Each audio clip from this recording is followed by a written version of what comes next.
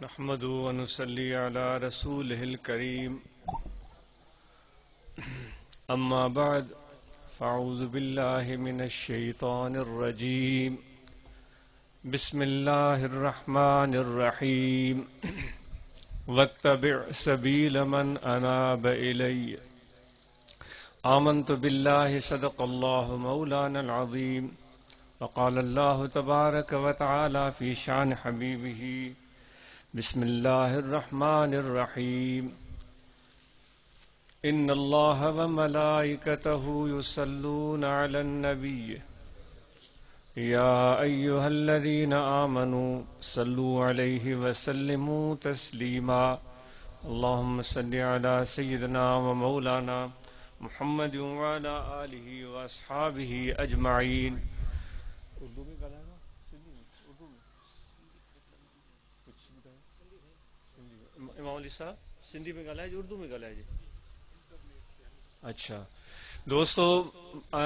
ماشاءاللہ آپ سب احباب جتنے بھی محبت والے یہاں موجود ہیں آپ سب کے ساتھ مل بیٹھ کر آج کے بابرکت دن جمعے کے دن بڑی مسرت خوشی محسوس ہو رہی ہے اور یہ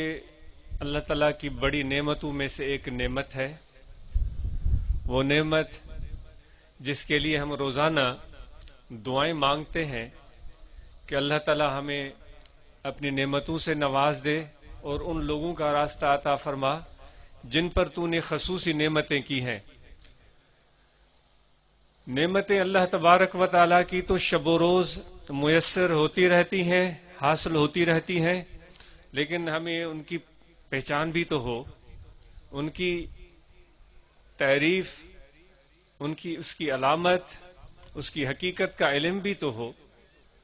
اگر اس کی حقیقت اور اس کی تعریف ہی معلوم نہیں ہے تو پھر بٹائی صاحب رحمۃ اللہ علیہ کے اس مشہور شعر کے مطابق قدر وارا کم تھیا کٹا خریدار, وہ جو کہ ہیرا موتی لال منڈین ویاسے وینجھار, وہ آخر میں فرمائندہ جے کہ لوہ کٹن لوہار تن کے کیڑو قدر سو نجو. یہ نعمتیں اللہ تبارک و تعالیٰ کی جس کے بارے میں ہم سوچتے ہیں اور ایک دوسرے سے دعائیں کرواتے ہیں کہ وہ نعمتیں ہمیں بھی ملیں. لیکن میں آپ سے پوچھتا ہوں, اپنے آپ سے پوچھتا ہوں, پتہ بھی ہے کہ نعمت ہے کیا چیز؟ کیا وہی چیز ہے نعمت جو ہمارے نفس کی خواہش ہے, جو ہمارا نفس چاہتا ہے, جو آپ چاہتے ہیں, جو میں چاہتا ہوں, آپ کے گھر والے چاہتے ہیں, آپ کی اولاد چاہتی, کیا وہی نعمت ہے جس کے لیے ہم شب و روز رو رو رو کر دعائیں کرتے ہیں کہ وہی چیز ہمیں ملے اور شاید اسی کو ہم نعمت سمجھتے ہیں؟ تو اسی لیے میں عرض کرنا چاہ رہا ہوں کہ پہلے تو ہمیں اس چیز کی تعریف اور توصیف جاننی چاہیے, سمجھنی چاہیے کہ نعمتیں ہوتی کیا ہے اور ان کی حقیقت کیا ہوتی ہے اور کیسے میسر آتی ہیں. اگر اس کی پہچان نہیں ہے تو پھر وہی بٹائی صاحب کی بات کہ جے کہ لوہ کٹین لوہار تن کے کیڑو قدر سو نجو. ہم دنیا دار لوگ, آپ اور ہم جیسے, جن کو صرف دولت, رقم, مرتبہ, کرسی, نوکری, گریڈ, سیاست, ان چند چیزوں سے دلچسپی ہے اور انہی چیزوں کی تلاش میں ہم سرگرداں رہتے ہیں اور انہی چیزوں کے لیے ہماری دعائیں ہوتی ہیں اور انہی کو ہم نعمت کہتے ہیں. یہ تو آپ کا خیال ہے, یہ آپ کا خیال ہے, لیکن اللہ تبارک و تعالی نے جن اشیاء کو نعمت فرمایا ہے وہ کیا ہے, اور دعا ہم اس سے کرتے ہیں, اللہ تعالیٰ سے کرتے ہیں, اور دعا اس چیز کی کرتے ہیں جو ہمارا نفس چاہتا ہے, ہماری خواہش ہوتی ہے, ہمارے نفس کی جستجو ہوتی ہے. بہت بڑا اس میں تضاد ہے. پھر ہم شکایت کرتے ہیں, ہم شکوہ کرتے ہیں کہ صحیح ہمیں نعمتیں نہیں مل رہی ہیں. تو بات اس سے شروع ہوئی کہ آج ہمیں یہ موقع میسر آیا, آج ہمیں جمعے کا دن میسر آیا, مسجد میں ادا کی گئی دوستوں کو وہاں سے یہاں تک آنے میں دقت بھی ہوئی ہوگی، وہاں پہنچے پھر یہاں آئے، انتظامیہ نے بہتر سوچا ہوگا، لیکن چلو کسی بھی طرح سے ہمیں جمعے کا دن نصیب ہوا، اور اتنے سارے لوگوں کے ساتھ، اتنی اچھی جماعت کے ساتھ، اتنے ذکر والوں کے ساتھ،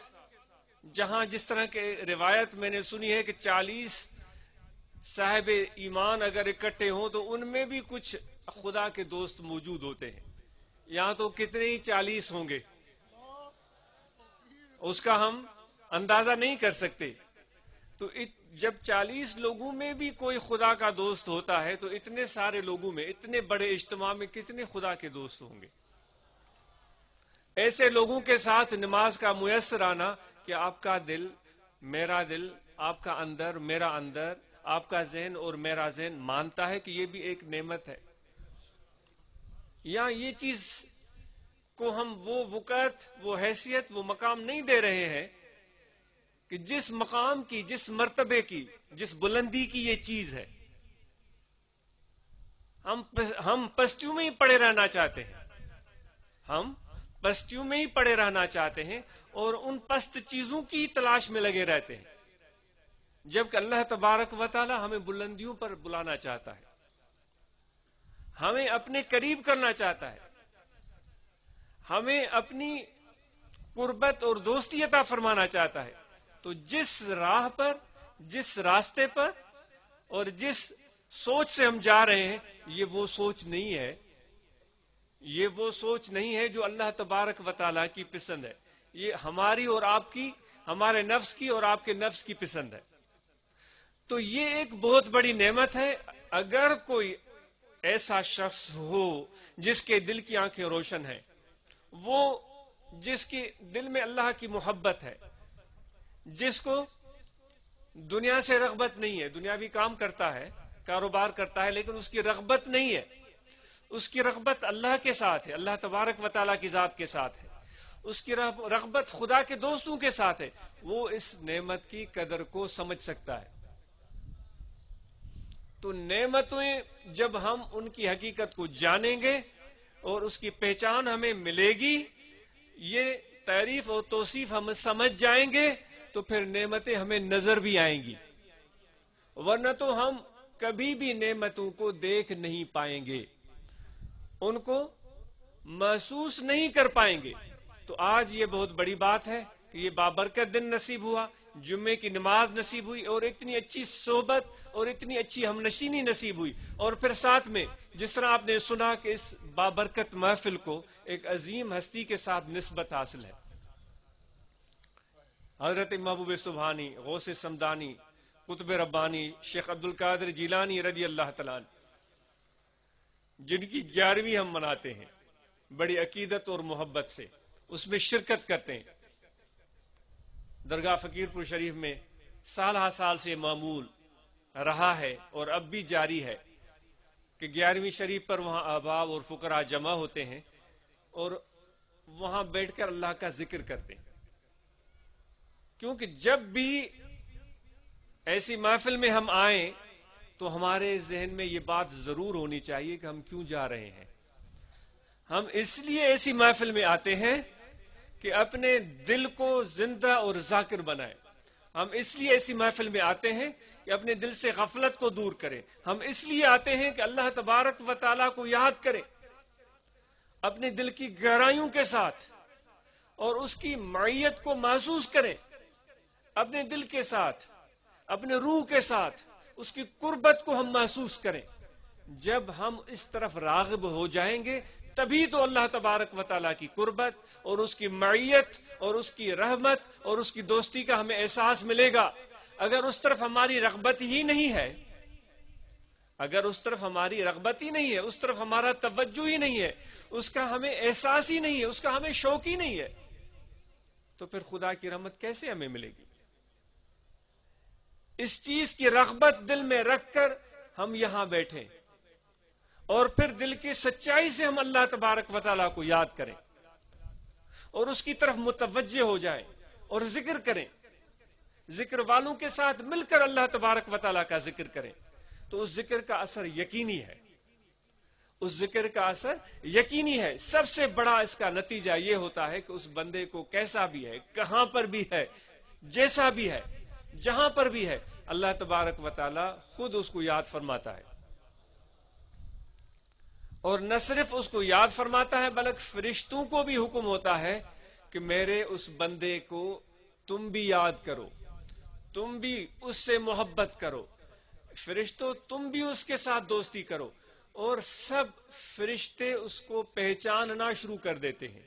اس کا نام جانتے ہیں، ایک دوسرے کو بتاتے ہیں اور اس سے محبت کرتے ہیں۔ تو یہ کتنی بڑی اللہ تبارک و تعالیٰ کی نعمت ہے۔ یہ کوئی دنیاوی گریڈ نہیں ہے، یہ کوئی دنیاوی جریب یا ایکڑ کی بات نہیں ہے، یہ کوئی کرسی کی بات نہیں ہے، یہ اللہ تعالیٰ کی محبت کی بات ہے۔ جس کو محبت کی شناس ہوگی، جس کو محبت کی تلاش ہوگی، جس کو محبت کی جستجو ہوگی، یہ اس کی سمجھ میں بات آئے گی، ورنہ تو پھر مکھی کی طرح وہ اچھے سے اچھی چیزوں کو چھوڑ کر گندگی غلاظت پر چلی جاتی ہے، تو اس کی یہ اپنی پسند ہوتی ہے۔ سندھی میں چوندان ایکڑو ٹنڈن ہوندو ہے جو کو ہمیشہ چھیڑے میں رہندو، ان کے اتاں کھڑی تمام گلاب جے گلن جے پنکھڑن میں ان کے رکھو، خوشبودار گل سان گڈائے ان کے رکھو، تو ان ٹنڈن کے،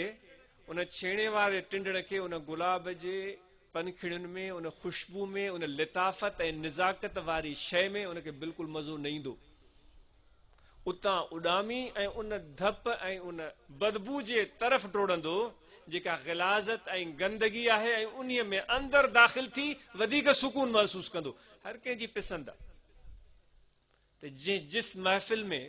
آج ہم بیٹھے ہوئے ہیں، یہ بڑی لطیف اور بڑی نازک، بڑی عظیم محفل ہے۔ آپ یہاں نیچے بیٹھے ہیں، آپ زیادہ اللہ تعالیٰ کی رحمت کے حقدار ہیں۔ یہاں بیٹھنا اوپر کوئی معیار کی بات نہیں ہے، اس میں کوئی شان نہیں ہے، اس میں کوئی شرف نہیں ہے، یہ کوئی اللہ تبارک و تعالیٰ کے ہاں اس سے کوئی فرق نہیں ہوتا۔ اس چیز کو نہیں دیکھا جا رہا ہے کہ کون اوپر بیٹھا ہے کون نیچے بیٹھا ہے، دیکھا جا رہا ہے